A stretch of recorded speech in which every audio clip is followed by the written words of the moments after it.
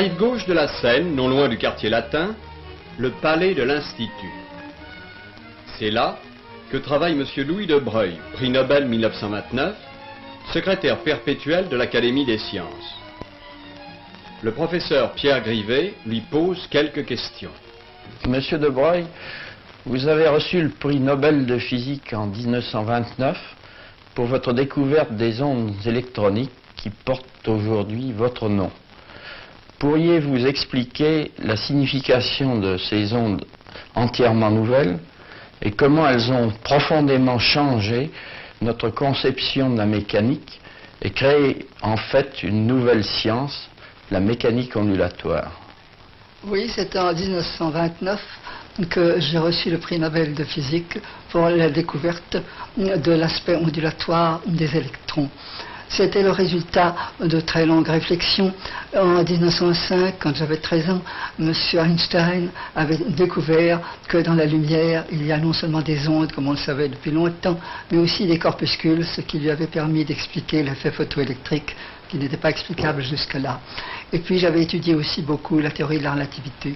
C'est à la suite de toutes ces études que j'ai eu l'idée qu'il fallait étendre à toutes les particules matérielles, et en particulier aux électrons, l'idée que la particule est accompagnée d'une onde.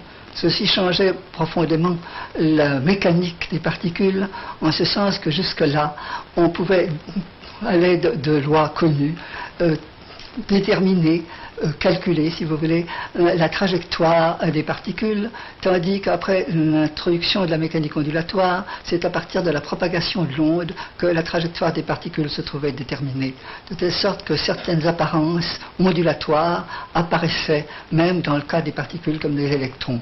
Par exemple, si on a de très nombreux électrons associés à une même onde, il peut se faire dans certaines circonstances que les électrons se répartissent d'une façon qui corresponde à des phénomènes de diffraction qui sont bien connus pour la lumière. Et c'est justement à la vérification de l'existence de ces phénomènes de diffraction qui a permis en 1927 la confirmation expérimentale de mes idées. Ces recherches ont été faites dans les années 1923-1924. Pouvez-vous nous dire si votre travail sur la radioélectricité comme militaire à la Tour Eiffel pendant la Première Guerre mondiale a contribué à orienter votre pensée? Bien, voici ce que je peux dire là-dessus. C'est en 1923 que j'ai fait mes premières notes au compte-rendu sur la mécanique ondulatoire, et ensuite j'ai repris ces travaux d'une façon plus complète dans ma thèse de doctorat en 1924. Mais en 1913, quand je suis parti pour le service militaire, j'avais déjà un peu orienté mes réflexions de ce côté, d'une façon encore très élémentaire, parce que j'étais encore très jeune, et peut-être aurais-je été plus vite si des circonstances très graves n'avaient pas changé pendant quelque temps l'orientation de ma vie. En effet, pendant la guerre de 1914, j'ai été mobilisé pendant 5 ans au poste de la Tour Eiffel, où j'ai fait surtout de la radioélectricité.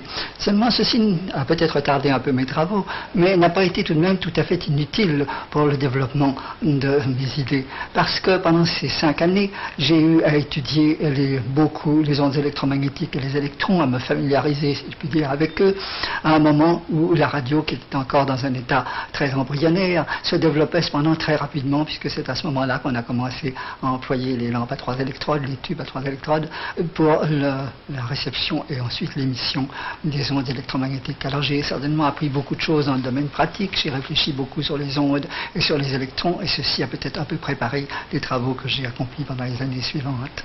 Est-il vrai que vous soyez ce qu'on appelle aujourd'hui un pur théoricien et que vous soyez parvenu à vos découvertes en travaillant avec un crayon et une feuille de papier? Ou bien le fait que votre frère aîné ait été un physicien expérimental et directeur d'un grand laboratoire de recherche a-t-il eu une importance pour l'évolution de vos idées?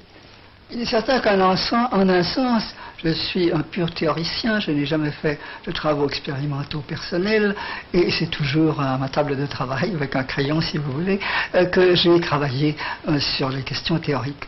Mais il est certain que j'ai eu aussi, dans ma jeunesse, des contacts avec des milieux expérimentaux, non seulement au poste de la Tour Eiffel dont je vous ai parlé, où travaillais au laboratoire, mais aussi au laboratoire de mon frère, où on travaillait sur des rayons X. J'ai pas mal travaillé avec lui, il m'a appris pas mal de choses, et j'ai fait moi-même au début quelques travaux théoriques sur les résultats expérimentaux obtenus dans le laboratoire de mon frère, de sorte que certainement j'ai eu à ce moment-là j'ai acquis à ce moment-là un certain nombre de connaissances qui m'ont été très utiles ensuite pour le développement de mes travaux théoriques. Votre découverte était si révolutionnaire qu'elle n'a d'abord pas été acceptée. Est-il exact que vous l'ayez fondée surtout sur la théorie de la relativité et qu'Einstein a été le premier à reconnaître son extrême importance? Il en a confié tout de suite l'étude à un de ses élèves, M. Elsasser. Voulez-vous nous dire la place que la relativité occupe dans votre conception de la physique? Eh bien oui, il m'est très facile de répondre. Il est certain que mes travaux sur la mécanique ondulatoire se sont beaucoup inspirés de la théorie de la relativité. Et même je regrette qu'à l'heure actuelle, on ait beaucoup oublié qu'elles avaient cette origine et qu'on a oublié les considérations relativistes sur lesquelles je m'appuyais. C'est certainement parce que, justement, ma théorie était très relativiste qu'elle a attiré l'attention de M. Einstein. J'avais soumis ma thèse de doctorat à Paul Langevin, qui peut-être était un peu hésitant en faveur d'une théorie aussi nouvelle. Il l'a transmise à M. Einstein en lui demandant son avis, et Einstein lui a répondu en lui disant que c'était extrêmement intéressant. Il a même publié ensuite, dans les comptes rendus de l'Académie des sciences de Berlin, une note dans laquelle il parlait de mes travaux, et je pense que c'est ça qui les a fait connaître, notamment à M. Schrödinger et aux autres qui ont continué les travaux dans le même sens. Je ne sais pas si M. Elsasser a été chargé par Einstein d'étudier la question, mais je sais qu'il a à peu près en même temps publié des travaux sur cette question, ce qui me fait penser que c'est très possible. Alors je pense que la théorie de la relativité joue un très grand rôle, beaucoup plus grand qu'on ne le croit ordinairement, dans les idées de base de la mécanique ondulatoire, et que si on veut bien en comprendre l'origine, il faut revenir à des considérations relativistes. Votre mécanique a été développée surtout dans les années 1930. C'est vers cette époque qu'est apparue l'importance du principe dit d'incertitude. Ceci a eu des conséquences philosophiques considérables pour avoir donné aux philosophes des arguments contre le déterminisme. Trouvez-vous que ces développements philosophiques soient intéressants, soit en eux-mêmes, soit pour la science? Eh bien, c'est vrai qu'à partir de 1927-1930, il y a une évolution dans l'interprétation de la mécanique ondulatoire qui a amené un grand nombre de physiciens à penser qu'on devait abandonner, dans une très large mesure, le déterminisme physique. Et c'est à cette époque-là qu'Heisenberg a énoncé ses relations d'incertitude, son principe d'incertitude, d'après lequel il y a des phénomènes que nous ne pouvons pas décrire d'une façon tout à fait complète. Les philosophes se sont naturellement emparés de cette idée et ils ont, avec peut-être un peu d'imprudence, ils l'ont généralisée aussi.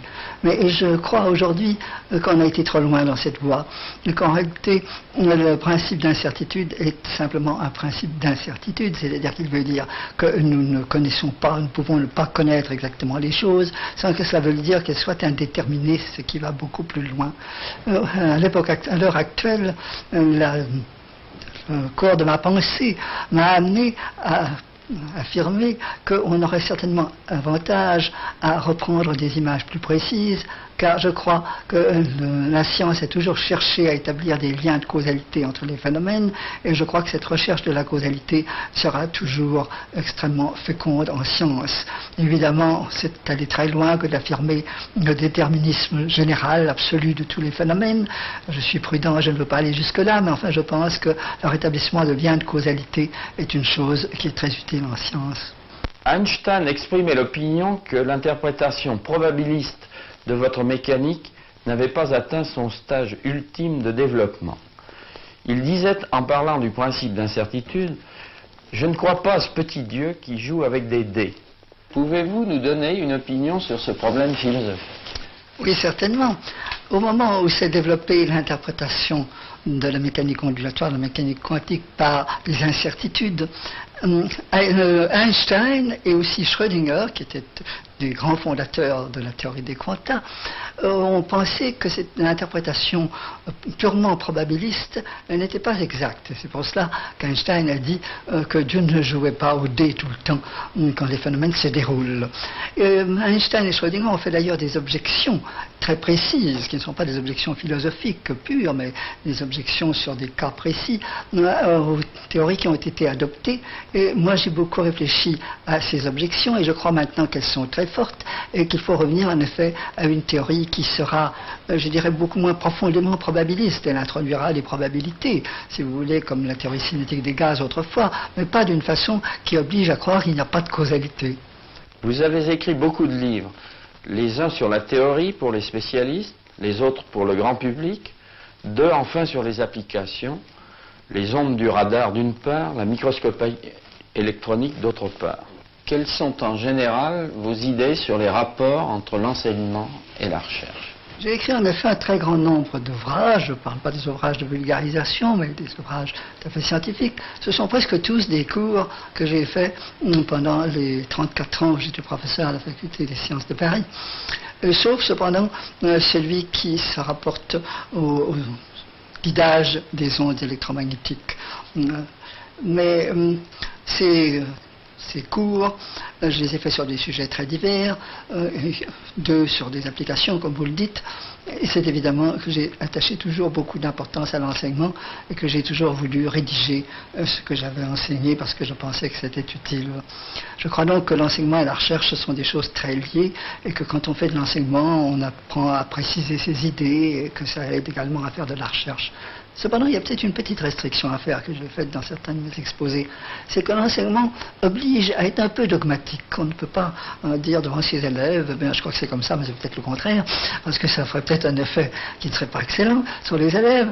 Et alors, ça amène à être un peu dogmatique et quelquefois, ça peut fausser un petit peu la pensée parce que ça donne des habitudes d'affirmer certaines choses dont on n'est pas tout à fait sûr. Mais enfin, ça n'empêche que l'enseignement et la recherche sont des choses qui sont très utiles et qui, quand un même homme s'en occupe, contribue beaucoup à faciliter ses recherches. Vos élèves disent que vous êtes maintenant très intéressé par la nature profonde de la lumière. Pouvez-vous expliquer ce qui vous fascine dans la lumière et pourquoi ce phénomène qui paraît si simple et si accessible vous passionne autant que d'autres, les particules étranges fabriquées par les grands accélérateurs? J'ai dit tout à l'heure que mes travaux sur la mécanique ondulatoire avaient eu comme point de départ la théorie des quantas de lumière d'Einstein, dans lequel il a montré que dans la lumière, il y a à la fois des ondes et des corpuscules. Il ne faut pas croire que la théorie de la lumière soit actuellement une chose tout à fait claire, malgré ce grand progrès, car il faut savoir comment les ondes et les corpuscules sont associés, et je crois que ce problème est loin d'être résolu, même par les formalismes que l'on emploie actuellement. De plus, c'est sur ce modèle que j'ai construit la mécanique ondulatoire. C'est pour ça que je suis revenu beaucoup à l'étude des phénomènes de la lumière et des autres particules dans leur rapport avec la théorie de la lumière, en laissant un peu de côté pour l'instant ces problèmes très intéressants qui concernent les particules élémentaires et qu'à certains moments j'ai également suivi avec beaucoup d'intérêt et de soin. Je pense qu'il y a encore beaucoup à faire dans la théorie de la lumière. Il y a eu d'ailleurs des phénomènes nouveaux qui ont été découverts récemment, notamment dans le fonctionnement des lasers, et aussi un phénomène qui s'appelle le phénomène de Brown et Twiss, dans lequel on compare les fluctuations de la lumière en des points différents.